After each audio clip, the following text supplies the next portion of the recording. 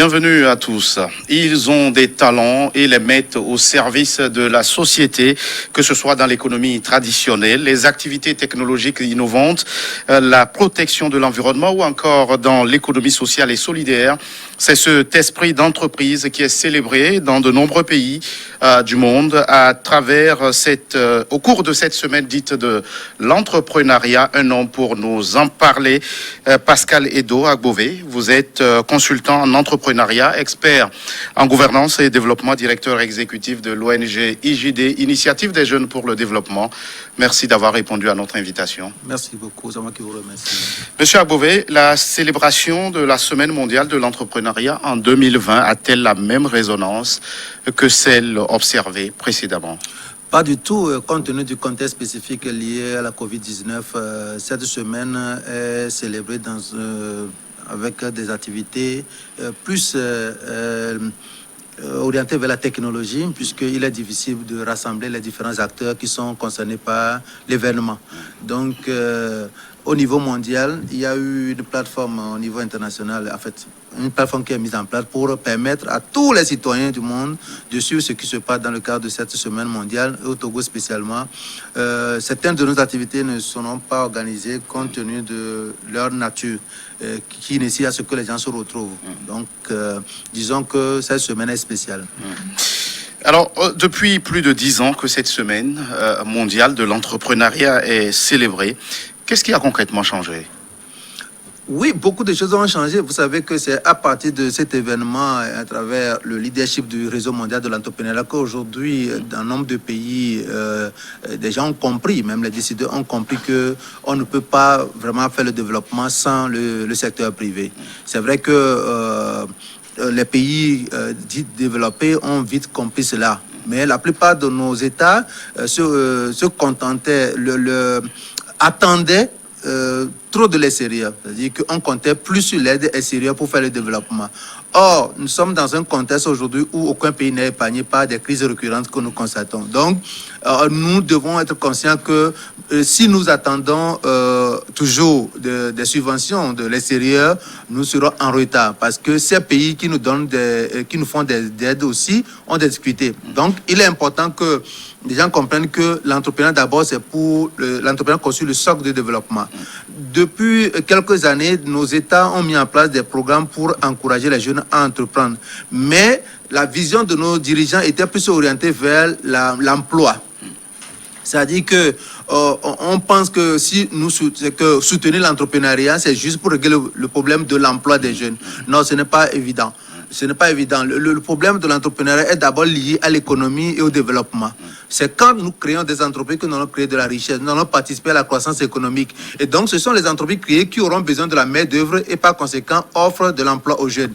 Donc, si la politique d'un pays en matière d'entrepreneuriat est orientée vers l'emploi des jeunes, il n'y a pas assez de motivation. Il n'y a pas les mesures prises parfois ne sont pas efficaces. Mais si la politique de promotion de l'entrepreneuriat est orientée vers le développement durable, cela permet aux dirigeants de s'engager davantage, de mettre plus de moyens à la disposition, à contribution pour que les entrepreneurs puissent évoluer. Voilà. Alors justement, quel écosystème entrepreneurial à promouvoir pour une plus grande insertion professionnelle de la jeunesse à l'ère où l'État-providence montre ses limites? Ok, l'écosystème entrepreneurial, en réalité, c'est un environnement dans lequel les différents acteurs intervenant sur la thématique s'affrontent et coopèrent à la fois. Donc, au nombre de ces acteurs, nous avons un groupe qui s'occupe de la sensibilisation, la motivation.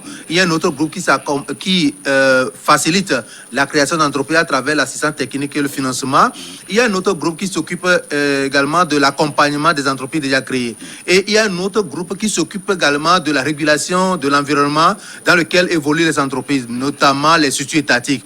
Donc, pendant cette semaine, en fait, l'écosystème entrepreneurial permet de voir si vraiment la volonté politique est de promouvoir l'entrepreneuriat, les efforts faits par les uns et les autres, est-ce qu'à un niveau donné, est-ce qu'il y a des difficultés?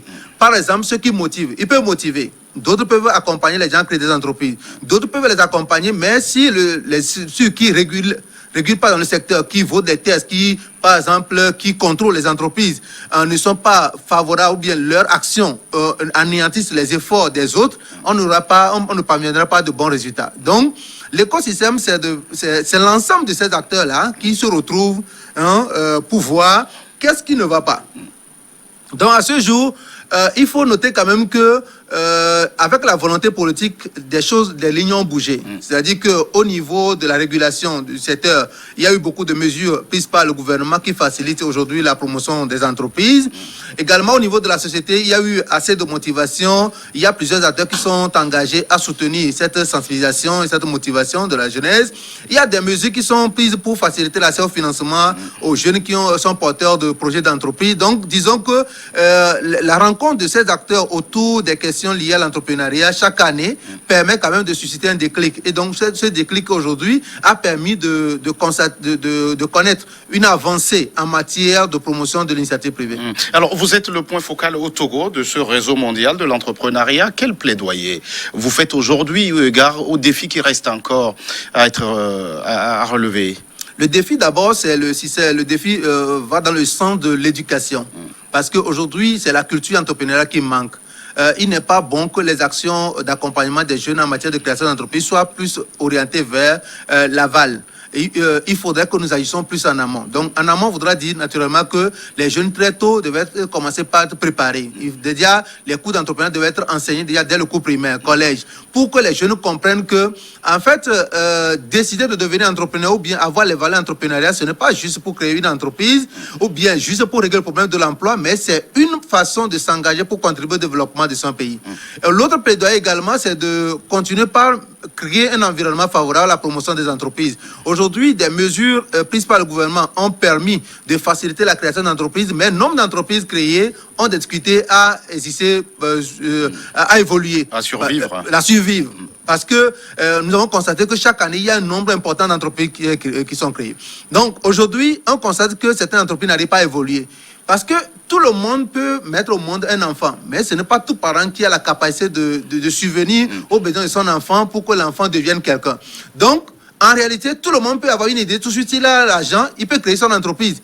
Mais comment faire développer l'entreprise, c'est là où il y a le problème. Alors, justement, ça m'amène à vous poser cette question. Ce n'est pas justement facile de donner vie à une idée entrepreneuriale. Quels sont les prérequis pour réussir dans l'entrepreneuriat? D'abord, il faut être préparé mentalement. Parce que s'engager dans l'entrepreneuriat, c'est de prendre une aventure, bien s'engager dans une aventure sans destination. Parce que vous ne savez même pas si ça va réussir ou pas. C'est prendre le risque. Prendre le risque. Donc, il faut être préparé mentalement. Il faut s'engager. Il faut s'attendre à tout. Il ne faut pas croire que quand on vous dit créer une entreprise, c'est que quand vous démarrez aujourd'hui, du jour au lendemain, vous aurez tous les résultats. Ce n'est pas évident parce que c'est comme vous allez sur un champ de bataille. Parce que le marché sur lequel vous allez, il y a déjà d'autres acteurs qui sont sur ce marché-là. Votre arrivée même constitue une menace pour certains. Déjà, vous cherchez même à vous déstabiliser. Même les besoins identifiés pour créer votre entreprise au départ peuvent évoluer. Des citoyens peuvent changer leur habitude de consommation. Donc, il faut une capacité d'innovation, d'adaptation pour que vous puissiez de manière régulière innover pour pouvoir suivre le mouvement. Parfois même le problème de financement se pose. Parfois même la main d'œuvre, parce que les collaborateurs qui peuvent vous décevoir. Donc, je me dis que les jeunes ont intérêt à rencontrer les aînés qui ont déjà fait leurs preuves pour être inspirés, pour recevoir des conseils. Ce n'est pas évident que les jeunes réussissent facilement en entrepreneuriat sans accompagnement des mentors. Et c'est ce que vous êtes en train de faire en tant qu'expert en entrepreneuriat. Alors justement, Monsieur Agbové, la Semaine mondiale de l'entrepreneuriat 2020 intervient, vous l'avez dit, en pleine crise sanitaire mondiale liée au coronavirus. Comment les idées entrepreneuriales contribuent-elles à la lutte contre cette pandémie? Vous savez, l'entrepreneur, c'est celui-là qui trouve des difficultés comme des opportunités d'affaires. Donc, avec la crise de Covid-19... C'est une opportunité pour les entrepreneurs. Parce qu'avec cette crise, des nouveaux besoins vont naître. Et donc, quand les besoins naissent, c'est une occasion pour l'entrepreneur de réfléchir pour voir comment proposer des solutions nouvelles à ses besoins, pour pouvoir répondre à ses besoins. Donc, en réalité, cette crise, quoi qu'on dise, a un effet néfaste sur la vie des entreprises, mais également, c'est une opportunité pour ceux qui ont le flair des affaires. Alors, il est vrai qu'on peut entreprendre dans tous les secteurs. Alors, la question que j'ai envie de vous poser, est-ce qu'il y a quand même certains domaines qui offrent plus de facilité pour les entrepreneurs, surtout jeunes? Je n'ose pas le dire parce que tout est question de l'évolution de la situation, du contexte dans lequel on évolue, les nouveaux besoins exprimés par la population. Parce que l'entrepreneur ne crée pas son entreprise pour lui-même, mais il crée son entreprise plutôt pour satisfaire les besoins de la population. Donc, l'entrepreneur doit avoir doit suivre la population, les citoyens pour qui veut offrir des services, savoir quels sont les nouveaux besoins. Alors, si vous devriez vous inscrire dans le contexte togolais, quels sont les secteurs qui offrent plus de facilité pour aujourd'hui? Le secteur de la technologie, le secteur de l'agro-business, le secteur de l'industrie. Bon, je ne sais pas s'il faut le dire comme ça, mais pour les jeunes, je pense que l'agro-business, la technologie, sont des secteurs prioritaires. Parce que la plupart des jeunes entrepreneurs que nous avons, certains veulent aller juste dans le commerce. Or, si nous évoluons plus dans le commerce sans développer notre créativité, c'est que nous risquons d'être les vendeurs des produits fabriqués dans d'autres pays. Et cela ne nous permettra pas d'asseoir notre économie parce que la valeur ajoutée ne sera pas grande quand on est plus dans le commerce. Voilà, donc il faut renforcer maintenant la chaîne de valeur de manière à ce que tous les entrepreneurs nationaux puissent évoluer dans une dimension où il y a complémentarité d'action et donc d'où, et par ricochet, on aura une forte création d'emplois et de création de valeur. Donc c'est ce que je peux conseiller quand même aux jeunes. Alors vous mettez un point d'honneur à ce que vous appelez l'innovation quand vous conseillez l'entrepreneuriat. Alors qu'est-ce qu'elle revêt l'innovation pour celui qui veut entreprendre?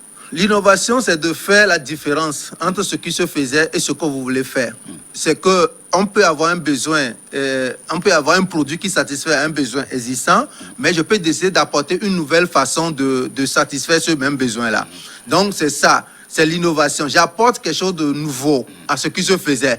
Et je cherche à faire la différence sur le terrain. Donc, c'est ça l'innovation. Or, dans le contexte actuel, des jeunes cherchent plus à copier. Non, quand vous êtes entrepreneur, ne cherchez pas juste à copier. Vous pouvez quand même être inspiré par une initiative, mais chercher à l'améliorer pour donner une autre dimension, pour garantir le succès de vos affaires. Et vous plaidez pour un renforcement de l'écosystème entrepreneurial. Comment relever notamment le défi lié aux difficultés d'accès des jeunes au financement? Vous l'avez évoqué.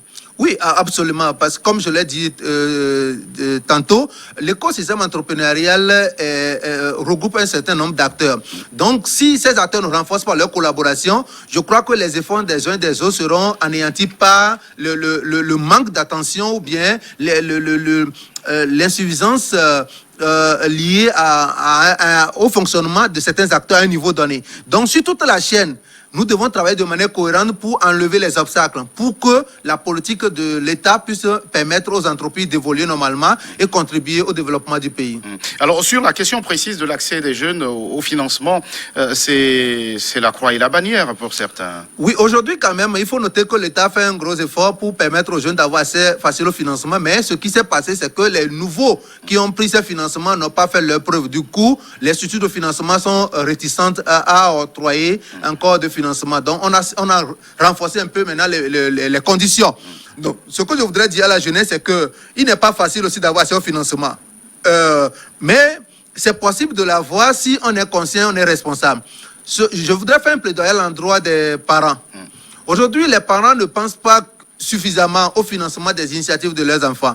Ils pensent plus au financement de l'éducation de leurs enfants. Ils pensent que quand ils terminent l'éducation, enfin, ils financent l'éducation de leurs enfants et que l'enfant obtient le diplôme, le reste appartient à l'État. Non, je voudrais quand même profiter pour inviter les parents à continuer par soutenir leurs jeunes après leur diplôme, en essayant de les soutenir financièrement, en essayant de les accompagner de manière à ce qu'ils puissent développer leurs propres initiatives. Parce que c'est c'est la sorte de... Si les jeunes veulent devenir, c'est le seul moyen.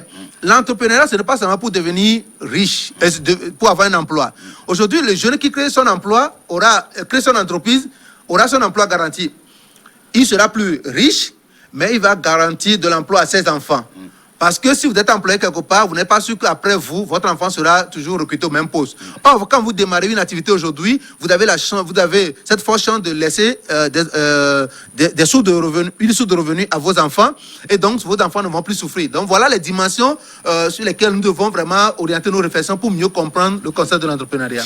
Et c'est l'appel de Pascal Edo Agbové à l'occasion de cette semaine mondiale de l'entrepreneuriat. Merci d'être passé sur ce plateau. C'est moi qui vous remercie. Vous êtes expert en gouvernance et développement, consultant en entrepreneuriat, directeur exécutif de l'ONG IJD. Merci à vous qui êtes restés à notre compagnie. À très vite pour un autre numéro de votre émission Focus.